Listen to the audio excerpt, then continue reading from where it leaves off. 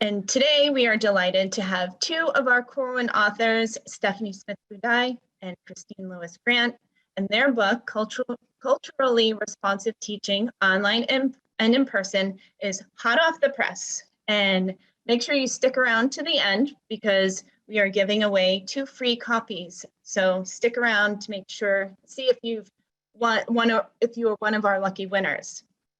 And now I have the pleasure of introducing our presenters today. Stephanie Smith Budhai is an associate clinical professor at Drexel University and a certified K-12 teacher. She has spent the past decade as a teacher educator building culturally responsive and anti-racist curriculum. She is on the board of the Pennsylvania chapter of the National Association for Multicultural Education. Kristine Lewis Grant is a clinical professor of multicultural and urban education, also at Drexel University. Her research interests include family engagement in urban schools and the recruitment of and retention of teachers of color. She is also on the board of the Pennsylvania chapter of the National Association for Multicultural Education. And now I will turn it over to Stephanie and Kristine. So good evening, everyone. My name is Kristine Lewis Grant, and Stephanie and I are delighted that you've chosen to spend part of your day with us. We thought we'd get started this evening with a Zoom poll titled Who's in the Room? You'll see this poll when it's launched that you'll have 3 questions to respond to. One is to identify what your role or what your professional role is. The second is to share with us where you're located.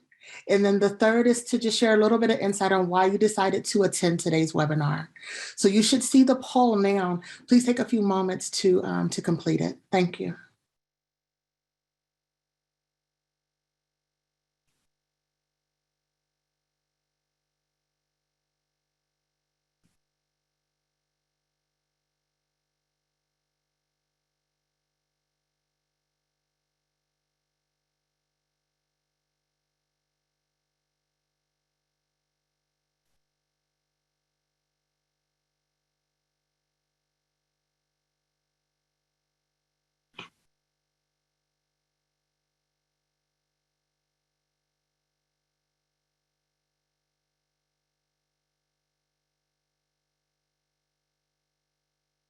We'll wait a few more moments for folks to respond.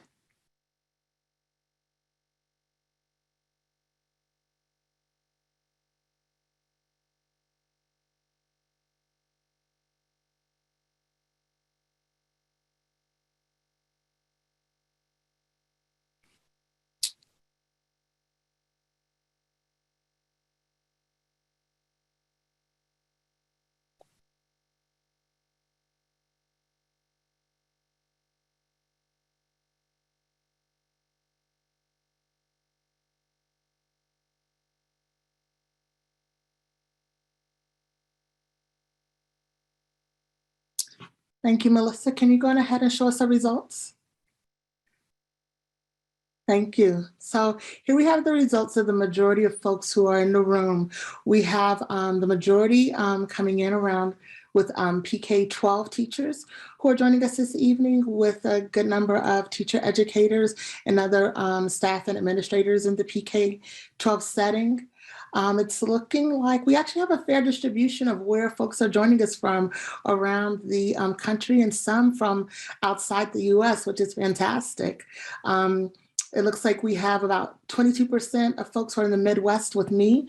I'm located in Cincinnati, Ohio, and there are about 22% also in the Northeast where Stephanie's located. So this is wonderful. Thank you all for joining. And looking at today's reasons for coming to join us with the webinar, looks like we have like the majority are joining us to expand on existing knowledge and skills, which is great to see that we have people with experience in the room, as well as those who are joining us to develop new knowledge and skills around the subject of the book and today's topic. So this is wonderful. We look forward to presenting and engaging with you this evening.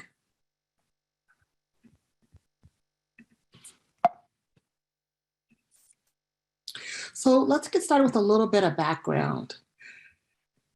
The demographics of the US population has been changing for well over 10 years now, and this has been best reflected in our public schools. While de facto segregation persists in many schools and districts across the US, today's student population is more diverse than ever. More than half of today's K-12 students are racially, culturally, and linguistically diverse. Our responsibility as educators is to teach all students, and culturally responsive teaching is key to this. Scholars such as Ladson Billings, Gay, Paris, and Aleem are beacons in this work, clearly articulating a collective commitment. Ladson Billings has talked about the importance of empowering students intellectually, socially, emotionally, and politically, using cultural reference to impart knowledge, skills, and attitudes to students. Gay has also been a voice in this work where she signifies the importance of using cultural knowledge, prior experiences, frames of reference, and performance styles of ethnically diverse students to make learning encounters more relevant to and effective for them. And most recently, Paris and Aleem have underscored the importance of fostering and sustaining linguistic, literal, and cultural pluralism as part of the democratic project for schooling and as a needed response to demographic and social change. So by adhering to the principles and practices of culturally responsive teaching, we as educators can advance students' learning, academic success, cultural competence, and critical consciousness. Now, culturally responsive teaching originated in in-person classrooms, and most of us know and understand culturally responsive teaching in that context. However, with the proliferation of online education, there have been questions about the relevance and transference of culturally responsive practices in virtual classrooms. Now, like many of you, we believe that culturally responsive principles and practices can be enacted in both in-person and online settings. Students should see themselves reflected, be empowered, feel supported, and have their culture sustained in every learning environment. So to address this, in our work, Stephanie and I created what we call dynamic equitable learning environments. Dynamic equitable learning environments is a central concept that encompasses the design and delivery of culturally responsive pedagogy and practices within both in-person and online learning environments. DLE, as we like to call it, describes a dynamic approach to the nimbleness that teachers need to possess to be culturally responsive to all learners, regardless of the learning context. DLE provides a mechanism for teachers to pivot instruction and carry out the constructs of culturally responsive teaching when students are in the physical classroom space or a virtual learning environment. DLE enables teachers to foster equitable learning environments that promote students' assets and strengths and redress systemic inequities. DLE also requires that teachers establish and sustain caring relationships with students and their families in order to engage students in active and collaborative learning. DLE is inclusive of all students. These spaces cultivate a learning community where students feel safe to be themselves, take academic risks, and engage in brave conversations about issues of race and social justice. Teachers who can successfully navigate through DLE are able to quickly pivot instruction to facilitate equitable and inclusive learning environments for all PK-12 students. So just some overview of the book. Today, we're going to spend some time on just one small piece of one chapter in a larger book. So the book is split up into 3 parts, and it starts with actually a foreword from Matthew Kay, who's a founding teacher at the Science Leadership Academy School in Philadelphia. And after that, we break it up into these 3 parts. So the first part is focusing on you. So in this section, you will be able to acknowledge, reduce, and eventually, hopefully, eliminate any unconscious, implicit, and explicit biases that we may bring to the classroom, as well as microaggressions and delivering microaggressions. Part 2 is focused on your relationships, so co-constructing meaningful connections with students and families. And in this part, we focus on activating students' assets and cultural capital, which we'll dive into a little bit today. It's not enough time to do the whole chapter, but our focus is on that. and then how to care for your students within their own socio-political context and ecological system, and then finally forging relationships with families and then their communities. And then part 3 is focusing on your pedagogical practices. So incorporating culturally responsive teaching into everything that you do, both in person and online. And in this part, we'll focus on developing equity mindedness in your teaching, planning anti-bias instruction, and then preparing culturally responsive, authentic assessments. So really starting from thinking about who you are as a teacher, what are your perspective, views, and lived experiences, and how they sort of can translate into certain biases, and working on that. And then how do we actually get to know our students and their families and the communities that they come from? And then how do we use all of that in our own teaching? So a lot jam-packed, but that's sort of the 3 chapters. And you'll notice that the title is Culturally Responsive Teaching Online and in Person, but it's an action planner, right? So it's not just a book, it's an action planner so that you can work through each piece and leave each chapter with something, either acquiring new knowledge or building on what you've already started doing. And eventually, when you get to the end, the epilogue, there are actually some steps to take action. Like, what's next? What do? I have all this information. What can I do now to really embed culture responsive teaching in both online and in-person environments? And these are some of the unique features of the action planner. So in each chapter, it starts with reflection questions. At the beginning, you go through all of these pieces, and at the end, you revisit to see how far you've come and what's next. There are anti-bias exercises. We're going to do 2 shorter ones today with the capacity that we can do it, but within the action planner, they're more robust, and there's space in there for you to really work through these different things. They're culturally sustaining checklists, and these checklists are at the end of each chapter, and they look at the knowledge, awareness, and skills. So those 3 constructs based on the different topics. So in chapter 1, focusing on unconscious bias, you would do the checklist at the end to see how has your knowledge around unconscious biases, your awareness, and then your skills, how they're developed, and then what do you need to further do. There are also real world teacher vignettes. So we have teachers who shared their stories about how they are actually doing culture responsive teaching online and in person right now in 2021, 2022. And then there are action planners. So even through all the reflection questions, the anti-bias exercises, the checklist, the vignettes, at the end, you can action plan, and so that you can really just go, sometimes you read books and it's like, that was great, but after that, what? So we provide these action planners so that you can really utilize this content in your classrooms. And then there are responsive resources. So books, other webinars, visuals, different curricular content, just a lot of different responsive resources that you can use as you build on your own journey. And it's not noted here on the slide, but in each chapter, we have examples of DLE, as Kristine mentioned, these dynamic, equitable learning environments online and in person. So when we have examples of DLE, we're talking about both online and in person, because that encompasses all those different unique settings that now in today's time we're doing. We're not just online or in person, we're doing it all. So there's some of the unique features of the action planner. So it's a book, but it's an action planner. And hopefully you get a chance to learn something today, but revisit it and really get into the book to dive a little bit deeper.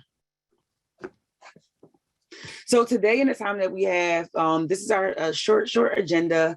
And as I mentioned, is really focused on chapter 4, not the whole chapter, but it's focused on chapter 4, which is on activating students' assets and cultural capital. So we'll start out with just discussing the value and necessity in honoring assets, and then moving towards how can we reframe our mindsets towards growth? Because depending on when you were trained as a teacher, you may have been trained through a deficit model. So we'll really focus on students' assets and not deficits. We'll do 2 short anti-bias activities, and then we'll go into cultural capital and the community cultural wealth model by Dr. Tara Yoso. And then we'll end with 1 more short anti-bias activity. So that's what we'll do today. So the first thing, the value and necessity in honoring assets. Why should we value students' assets in all learning environments? Well, there are a lot of reasons, but just three big ones, just engagement, right? If students know that you care about who they are, about their experiences and what they bring to the classroom, they're going to be more engaged in what you're saying because they can connect with it easier. It's more relevant to them.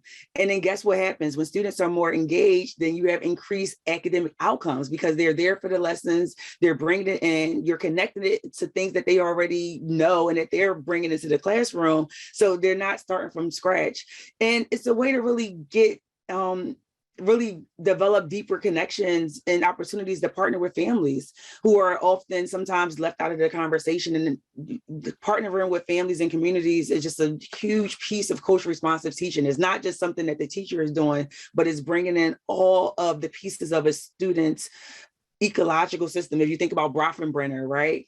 And all those pieces together. So that's why we should value. And it is necessary to honor our students' assets because why? Well, it aligns with DEI, so diversity, equity, inclusion. It creates these spaces, whether it's in a virtual ecosystem or in person, where students can really connect with not only the content, but with their families and their communities, have a chance to actually contribute to the overall learning experience. So it's not just the teacher doing something and the students getting it, but it's bringing all these pieces together more symbiotically to create a more robust and comprehensive, inviting experience for students when we start from their assets.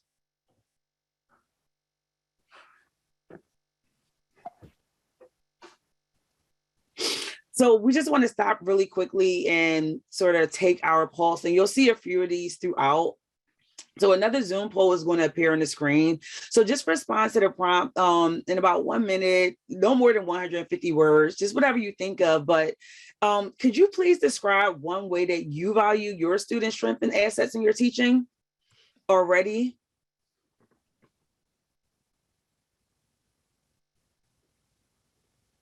And if you haven't yet, something that you may want to, a way that you might want to value your students' strengths and assets.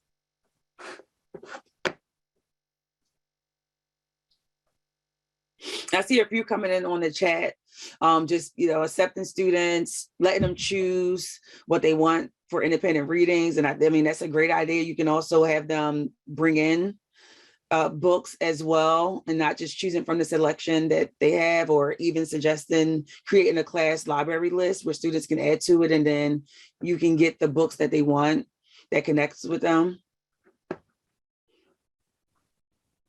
That's great. That really connects with the social political context as well, which is just so important to bring in the classroom. So That's great. Thank you, Melissa. And people are still putting them in the chat, so continue to read on. I know our time is short, so we'll move on from that. But this is a great starting point for our discussion that we're going to have today. And really, it sounds like that everyone is already doing a lot of things to value your student strengths and assets. So just today, you can add to that toolbox. Wonderful. I'll continue with the presentation. So reframing our mindset towards growth. So let's talk, what does it mean to reframe our mindsets? In our interactions with students, our past experiences may lead us to focus on what needs to be fixed as opposed to what needs to be nurtured.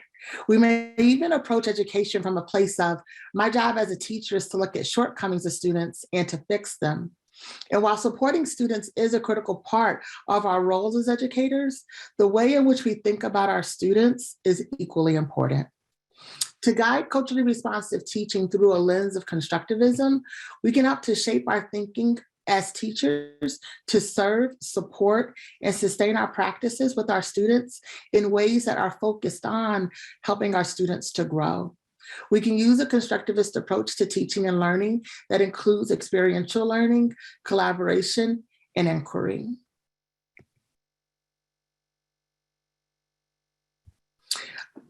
Adopting a mindset focused on growth requires an intentional shift away from deficit mindsets. When we focus on problems instead of potential, we limit our expectations of student learning. Usually, deficit mindsets see problems in student behavior and learning as inherent flaws to students. Thereby, we limit our approach to resolutions and dampen our expectations for student success. Instead of focusing on students' problems that need to be fixed, we can instead tap into students' talents and knowledge and build upon their assets. Now, we all know that teacher expectations are linked to students' academic outcomes. When teachers recognize potential in students, students believe in themselves and are more likely to perform well. And when teachers have high expectations for students, students are more likely to excel and succeed. Teacher expectations matter. And given this relationship between teacher expectations and student outcomes and the responsibility that comes along with that, it is important for us as teachers to recognize and capitalize on students' assets. Student assets include their strengths, including their dispositions, their knowledge, talents, and skills. Student assets also reside in the families, communities, and the cultural heritages that they bring to the classroom. Assets-based teaching focuses on student strengths and leverages those strengths to facilitate student learning. And with an asset-based approach to teaching, teachers no longer see problems, they see opportunities for student learning. So this is our next, actually our first anti-bias exercise. I'll read you the scenario and then we'll have a poll afterwards to go over some of the options here. So the first scenario is an asset-based approach for a student in an in-person classroom setting. Maya is an African-American girl in your fourth grade class, in-person class. She's a strong reader and she loves mystery stories. She also loves art, especially creating decorative crafts for her friends and for her 5-year-old sister. However, she does not perform as well in math. In a recent lesson on multiplication, Maya became upset. Through tears of frustration, she declared that math is stupid while scribbling out a wrong answer on her paper.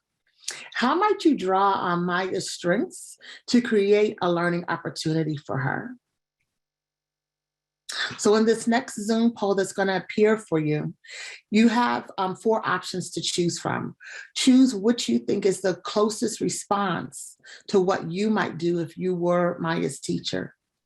The responses that are options for you are: if you were Maya's teacher, you would draw on her strengths by leveraging her interest in arts and crafts to help with the math lesson, inquiring about the plot of a recent mystery book that she read and make a connection to the math lesson, maybe introducing her to African-American female mathematicians, or contacting Maya's parents to recommend that they hire a math tutor.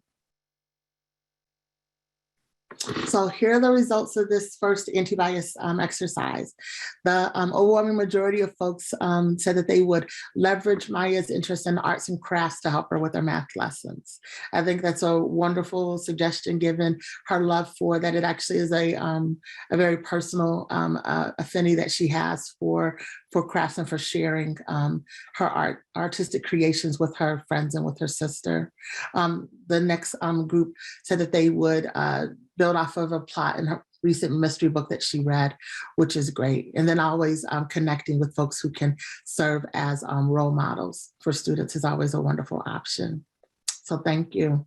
Let's move on to the next anti-bias exercise.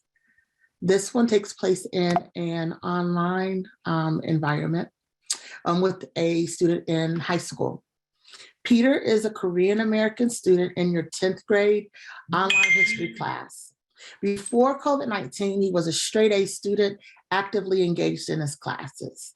He was a member of the school band and the drama club. However, since the move to online learning, Peter has been distant. He usually has his camera off, mic muted, and does not contribute to class discussions. Peter has failed his second quiz in your class and seems to be on pace to fail the upcoming test. How might you draw on Peter's strengths to create a learning opportunity for him? And here we have our second poll with these 4 options. And again, choose the option that's closest to what you might do if you were Peter's teacher.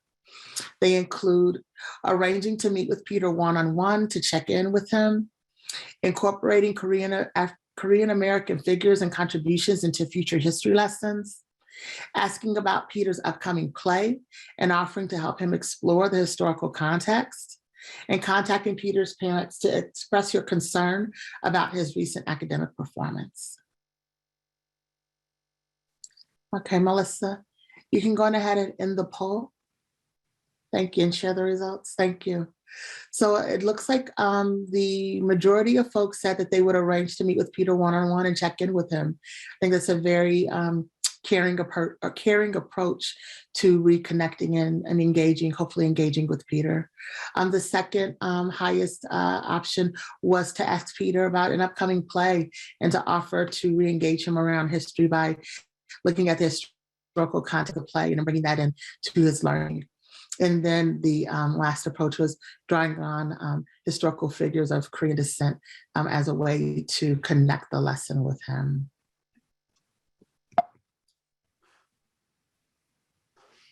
All right, so I mentioned earlier that we would talk a little bit about community cultural wealth model by Dr. Torrio. So, and this model is really a framework that's focused on students' assets, and this includes their skills, their dispositions, ways of thinking from their own cultures, their origins, personal experiences, their families, and their communities. And it's nice to really have a model to look at, like, what are the different capital, right? What are cultural capital that students are bringing in? And how can we sort of leverage that in the classroom? So if you look at the model at the top left, you'll see the income, right? So we know what income is, the dollars received from salaries, wages, payments, or, other sources, right? But wealth, right? Like, wealth is different than income, because you can have a lot of income, or you can be like really wealthy. We always hear that, independently wealthy. So wealth is the total extent of an individual's accumulated assets and resources. So when we talk about students' cultural capital, we're looking at like what they're wealthy in a sense, based on aspirational capital, familiar capital, social capital, navigational capital, resistance capital, and then linguistic capital. So we'll go through the 6 of them really quickly today, but this model is just very comprehensive and robust. So we'll do our best to just give you like a little snippet of each, just to start thinking about the different pieces of cultural capital that your students may bring in, and then thinking about how, as the teacher, you could connect with that into your teaching and learning. So the first one is aspirational capital. So that aspirational capital highlights the positive perspectives that families have for their children's education. So an example of this, Myra's family has discussed the importance of college from birth. It has always been when instead of if you go to college. Her room has been decorated with swag from the different colleges she is interested in, and she has visited the campuses of local colleges. And her family has always connected her to what she's learning in her K-12 studies to her future college studies. So that's aspirational capital. So how can I leverage my students' aspirational capital in DLE? And just as a reminder, DLE stands for Dynamic Equitable Learning Environments. And when we think about DLE, we think about in-person and online, asynchronous and synchronous, just all the different learning environments together. So you could meet with students on the telephone as an alternative to online platforms. Some students deal with different bandwidth issues and internet issues. You can advocate for students and in their families at the district level, as far as obtaining of college funds, going to college, applying for college, and expose students to colleges through virtual campus visits, because they may not be able to go there, especially if they're farther away in different countries.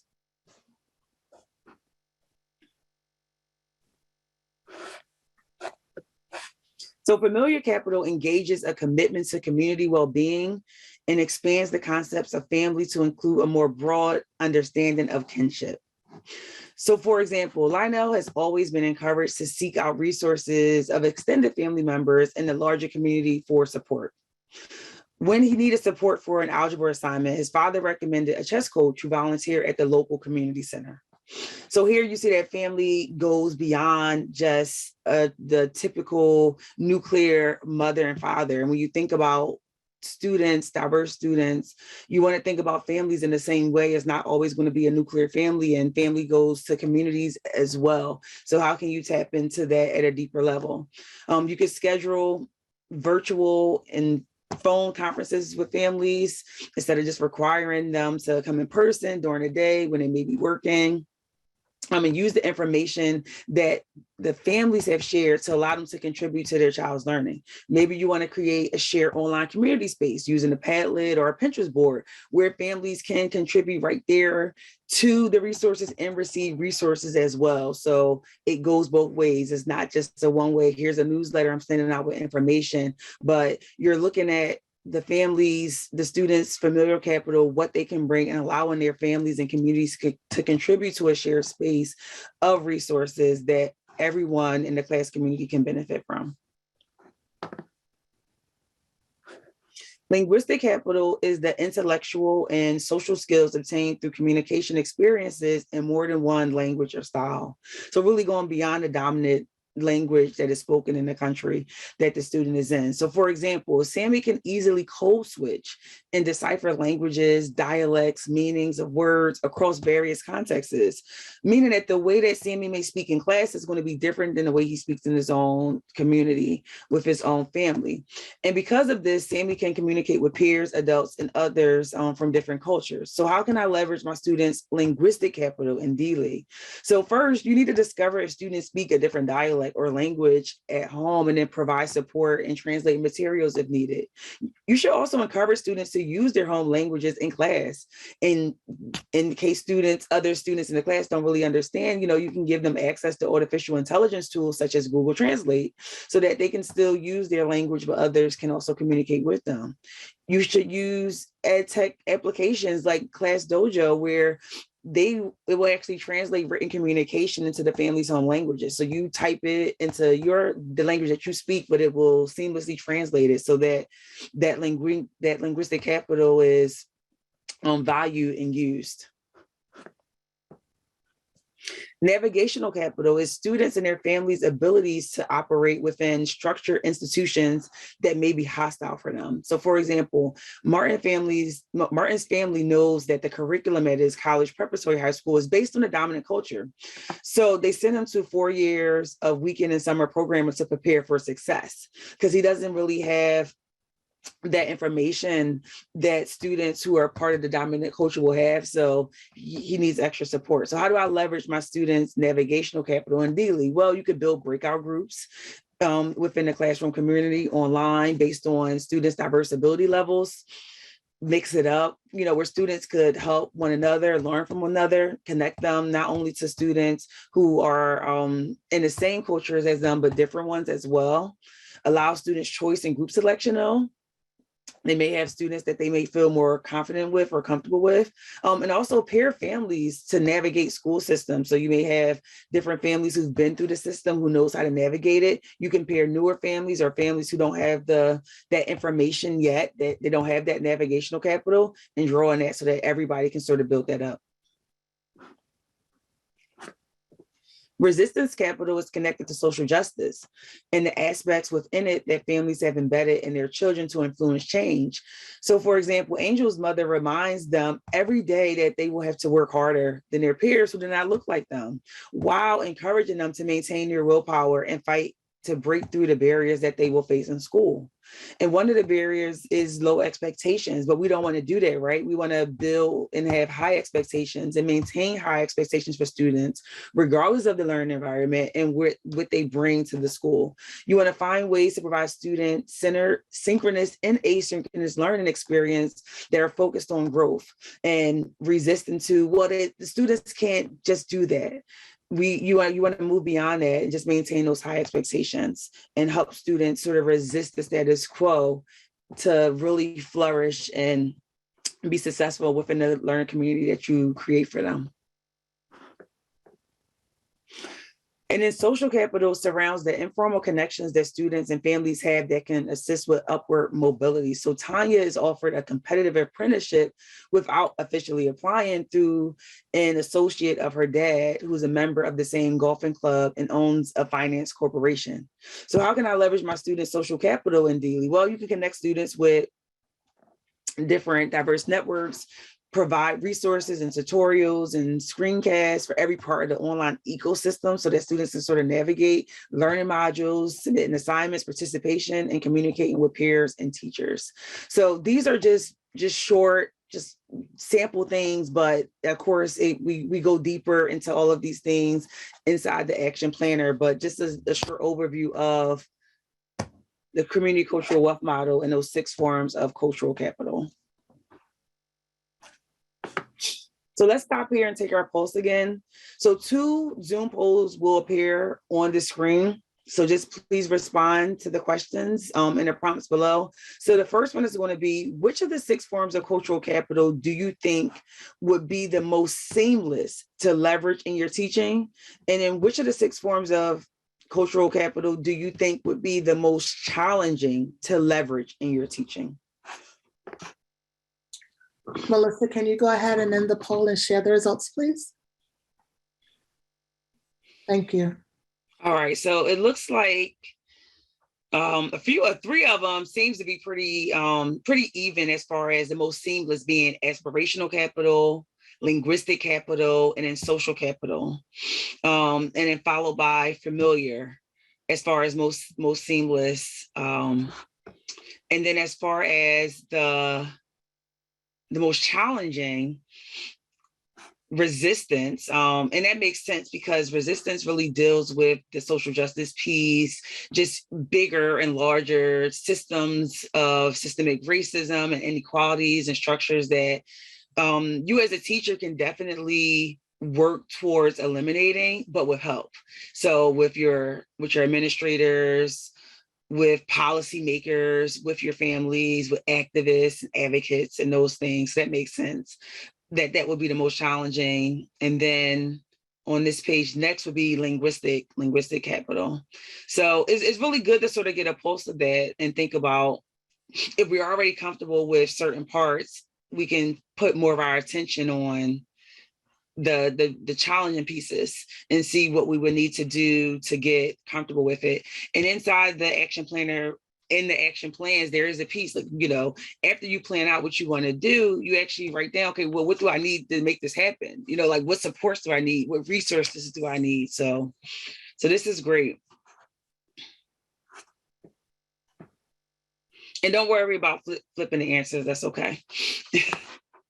So this anti-bias exercise number 3, we won't have time to do it, but we just wanted to just show it to you. And if you end up with the action planner, you can sort of work through it. But this is asset mapping and really, drawing in on your students' cultural capital. So you'll share maybe with your colleagues what you're doing, but your students might not actually know that you're drawing on their assets, right? But we think it's important for students to know that they matter, that they're valued, and that you're really looking at each one of them individually and pulling out aspects of their lives, of their lived experiences, of their backgrounds, and incorporating it in the classroom. And one way to do this is by creating an asset map. So we just want you just to start thinking about the assets that your students bring to the classroom. And then once you have access to your own copy of the action planner, you can use the provided guided questions in there and resources to complete this full activity. And then the end result will be an asset map. They will all look different, but just like your students are all different and all unique. And then you can post your asset map either within your school's learning management system somewhere or in the physical class space. Maybe you want to blow it up. But it's great for students to every day be able to look and see, like, wow, like, this is how I contribute to the class community. Like, my teacher really took time to think about what I bring. So if you do actually end up going through this and creating an asset map, we would love for you to share it with us. You can use the hashtag CRT and DLEAD. So that's culturally responsive teaching and dynamic, equitable learning environments. And then tag at Dr. Budhai. We would love to see the different class asset maps that you may come up with. All right, so we want to close it out here just so we have some time for questions and to answer. But at the top, you see it says it continues through you, and it really does. This action planner just provides a blueprint, frameworks, resources, and pathways for you to really start thinking about how to really use culturally responsive teaching across learning environments. And at the end, in the epilogue, there's some dynamic ways for you to continue this journey, but it just can't happen without teachers. So we want to just thank you for being here today and getting to know just a little bit about one chapter of this book. We would love to stay connected with you and talk a little bit more. Our contact information is right there. But we do want to stop. And we have 10 minutes left, a little over 10 minutes to get your questions. And I'm not sure, Margaret or Melissa, are the participants allowed to ask questions, like come on and ask questions, or they need to put it in the chat? They need to put it in the chat. Okay. You get, Kristine, you go to the next slide as well. So any questions, comments, topics that you want to discuss a little bit more? Thanks, Victoria. I'm glad that you like the idea of asset mapping, and I hope that you actually do one and share it with us so we can see it. So Peggy, in the book, the question is, do you have an example of an asset map that you can share? So what's just great about an asset map is that there's no one set template, because there are no one set of students or individual students, but inside the action planner, there are questions that help you start to create the asset map, as well as suggested tools that you can use to create it, like technology tools. And then once you share yours, then we will have to see what this looks like. Remember, this book is just hot off the press. I think is going to be officially out tomorrow. So your asset maps will be the ones that we can see what they may look like, but definitely we don't want to stifle anyone's creativity. So we have those questions that you will work through as you create the asset map, as well as the tools that you can use to create it. So we have a question. Any suggestions for, and if you get pushback from your admin for trying this? So trying, Alice, could you, like, what is this? Is it the asset mapping? Is it culturally responsive teaching? Is it a certain part? Recognizing that your district needs to address a lack of culturally responsive teaching. Do you have any thoughts on that, Kristine? If teachers, they want to use culturally responsive teaching in their classroom, but they may get pushback from their district. I think that it can be used as a teaching opportunity, as a beginning point for conversation. There's plenty of research, there are plenty of resources that demonstrate that culturally responsive teaching actually does have positive results in terms of students' outcomes and students' academic performance. It is a truly valuable way to engage students and to foster learning in the classroom. And so I can understand the pushback coming from, like, the historical context of the reasons why people have raised questions about culturally responsive teaching, but I think that the research shows that it is a valued and valid way to go about engaging in teaching and learning in the classroom. Thank you. There's a question from Kristine about this. Our greatest area of disparity is social economic differences. Any suggestions for how to incorporate culturally responsive teaching in this area? Just the fact that you are using culturally responsive pedagogy is a way to sort of bridge that gap, that economic gap, right? Because when you're using CRT, you're looking at what every student brings, and you're creating equitable. So it doesn't matter how much money you have, you're not requiring students to use tools and things that they have to pay for. I mean, in the book, you'll see a lot of different tips on how to do this, but just CRT in itself is a way to sort of bridge that gap. And looking at it in that way. I'm not sure if that answers your questions fully, but this is a way to do that. Just online though, just remember that even though more students have access to the internet, they may not have the same bandwidth as everyone else.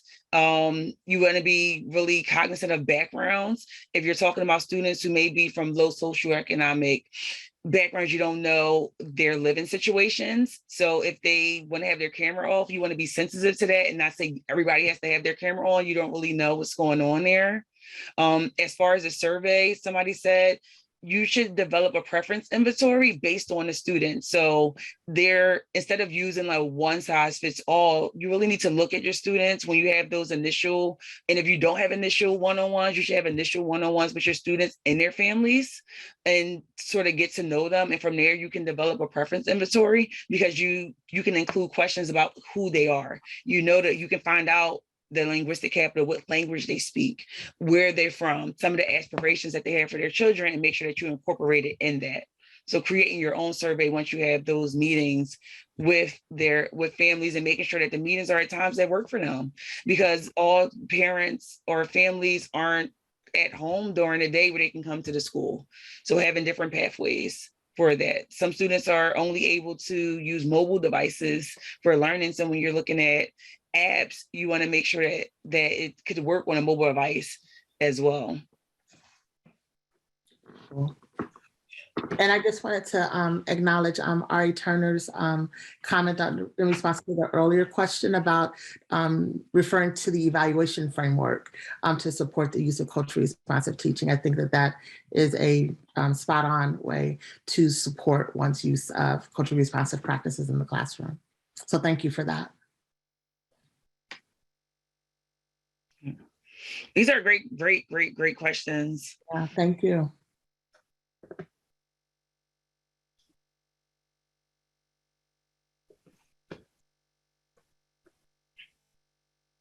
Can you elaborate a little more on wealth versus rich? I never thought of it that way and wanted to get more examples of what that looks like with students.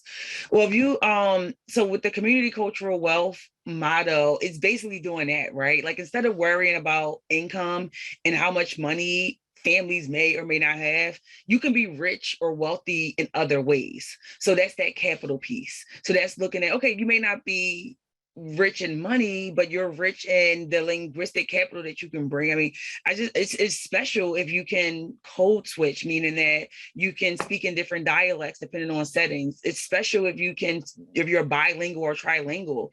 And instead of having students only, like you can't speak your language in this class, you need to learn English. Why not draw on that asset and allow them to not only speak their language, they can teach you and their classmates words in their language. So that's sort of the difference. Like we're not talking about just money, but we're talking about being wealthy in other areas. Hopefully that answers your question, Adelina. Cool. Thank you. I think we're just about hitting that mark of the end. And I did want to say thank you to Stephanie and Kristine for an absolutely wonderful webinar. And I did want to thank everyone else for joining us today and for participating. Yes, thank you everyone for attending. Really appreciate it. Thank you.